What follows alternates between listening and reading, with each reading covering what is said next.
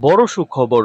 দুপুরে জাতির উদ্দেশ্যে প্রথম ভাষণেই পে স্কেল নিয়ে একে বললেন নতুন রাষ্ট্রপতি মির্জা ফখরুল। গ্যাজেট অনুমোদন। নবম পে স্কেলের আজকের মহাগুরুত্বপূর্ণ নিউজটি আপনি একজন সরকারি কর্মচারী হয়ে থাকলে এই চ্যানেলটি সাবস্ক্রাইব করে ভিডিওটি শেষ পর্যন্ত দেখুন। শপথ গ্রহণ অনুষ্ঠান সম্পন্ন হওয়ার পরপরই আজ দুপুরে জাতির উদ্দেশ্যে দেওয়া প্রথম নীতি নির্ধারণী ও দিক নির্দেশনামূলক ভাষণে সরকারি কর্মকর্তা কর্মচারীদের জন্য বহুল প্রতীক্ষিত নতুন জাতীয় পে স্কেল বাস্তবায়নের সুনির্দিষ্ট রূপরেখা তুলে ধরেছেন নতুন রাষ্ট্রপতি মির্জা ফখরুল ইসলাম আলমগীর।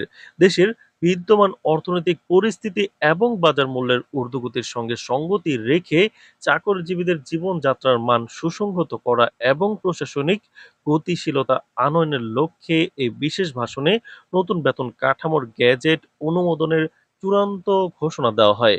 ভাষণে মূল বেতন বৃদ্ধি, ভাতার হার পুনর্নির্ধারণ, বিশেষ রেশন সুবিধা, উন্নত পেনশন কাঠামো এবং ফ্যামিলি কার্ড চালুর এক গুচ্ছ ঘোষণা দেওয়া হয়।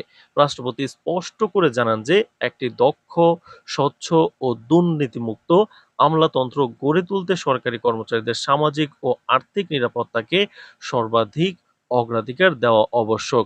জাতির উদ্দেশ্যে দেওয়া ভাষণে রাষ্ট্রপতির পক্ষ থেকে পে স্কেলের নতুন বেতন হারের বিষয়ে অত্যন্ত আশাব্যঞ্জক বার্তা দেওয়া হয়েছে, যা কর্মচারীদের মধ্যকার বিদ্যমান বৈষম্য হ্রাস করতে বড় ভূমিকা রাখবে।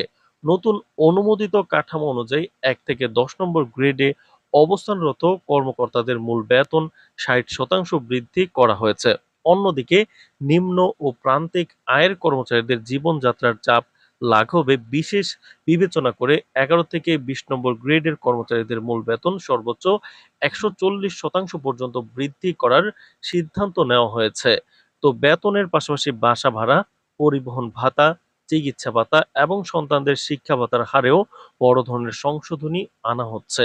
বিশেষ করে বর্তমান সময়ের উচ্চ চিকিৎসা খরচের কথা বিবেচনা করে চিকিৎসা ভাতা দ্বিগুণেরও বেশি বৃদ্ধি করা হয়েছে এবং মূল্যস্ফীতির প্রভাব সামলাতে নতুন হারে বিশেষ ভাতা যুক্ত করা হয়েছে।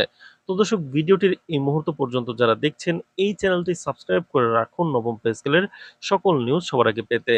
এবারের পে স্কেলের অন্যতম যুগান্তকারী সিদ্ধান্ত হলো সরকারি চাকরির ইতিহাসে প্রথমবারের মতো ১১ থেকে ২০ নম্বর গ্রেডের কর্মচারীদের জন্য বিশেষ রেশন সুবিধা ও ফ্যামিলি কার্ড প্রবর্তন। বাজারে নিত্য প্রয়োজনীয় পণ্যের দরদাম বিবেচনা করে সরকারি কর্মকর্তা কর্মচারীদের পরিবারের পুষ্টি ও আর্থিক স্বস্তি সুনিশ্চিত করতেই এই পদক্ষেপ নেওয়া হয়েছে। অনুমোদিত প্রজ্ঞাপন অনুযায়ী ৪ সদস্য বিশিষ্ট একটি পরিবারের জন্য প্রতি মাসে সরকারিভাবে ভর্তুকি মূল্যে ৬০ কেজি চাল, ১০ লিটার সয়াবিন তেল, ৫ কেজি ডাল, ২০ কেজি আটা এবং ৫টি সাবান প্রদান করা হবে। প্রজ্ঞাপনে বিশেষভাবে উল্লেখ করা হয়েছে যে কোনো পরিবারের সদস্য সংখ্যা ৪ জনের কম বা বেশি হলে প্রয়োজন অনুযায়ী সমন্বয় করে রেশন বিতরণ করা হবে, যাতে প্রকৃত চাহিদার ভিত্তিতে শতভাগ বন্টন নিশ্চিত হয়। এই ফ্যামিলি কার্ডের আওতায় নির্ধারিত মূল্যে মৌলিক দ্রব্যাদি ক্রয়ের বিশেষ সুযোগ মিলবে, যা কর্মচারীদের দৈনন্দিন আর্থিক চাপ অনেকাংশে লাঘব করবে। অবসরপ্রাপ্ত সরকারি কর্মকর্তা কর্মচারীদের জীবন মানের সুরক্ষায় পেনশন ব্যবস্থার আমূল সংস্কারের সুখবরও দিয়েছেন রাষ্ট্রপতি। নতুন নীতিমালায় অবসরপ্রাপ্ত কর্মচারীদের পেনশনের পরিমাণ শতভাগ বৃদ্ধি করার সিদ্ধান্ত গৃহীত হয়েছে। এর পাশাপাশি প্রবীণ পেনশনভোগীদের জন্য মাসিক পেনশনের হার বৃদ্ধির সঙ্গে চিকিৎসা ভাতা ও উৎসব ভাতা বৃদ্ধির বিশেষ বিধান রাখা হয়েছে।